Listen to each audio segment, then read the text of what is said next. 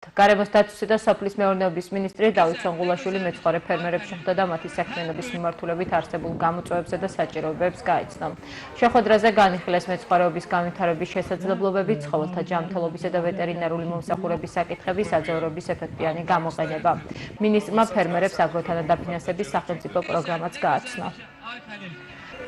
მეცხვარეობა ერთ-ერთი პრიორიტეტული დარგი არის, რომლის წინაშე საკმაოდ მნიშვნელოვანი გამოწვევები არის. ვიმსჯელეთ ერთად მეცხვარეებთან ერთად იმ გამოწვევებს, რომელიც დარგთან მიმართებით არსებობს, შესაბამისად იმ მნიშვნელოვან პროგრამებს, რომელიც შეიძლება რომ საინტერესო იყოს აგრეთვე ამ დარგის განვითარებისთვის და ამ კუთხით ძალიან მნიშვნელოვანი იყო მეცხვარეებთან ერთად ძალიან საინტერესო შეხვედრა. დღეს მნიშვნელოვანი დღე იყო იმ კუთხით, რომ საგარეჯოს მუნიციპალიტეტის იურმუღანოს მოსახლეობა, ფერმერები ყოველ წელიწადს, ანუ ზაფხულობით მოდიან ამ ტერიტორიაზე, ქაშალგორაზე, სადაც აქვს თავიანთი ფერმები. ბატონი დავითი სონღულაშვილი სოფლის მეურნეობის მინისტრი ჩამობრძანდა ერთად შევხვდით ფერმერებს, გავიარეთ საჭიროებები, თუ რა პრობლემები აქვთ, მოვისმინეთ და აღუთქვა დახმარება ფერმერებს.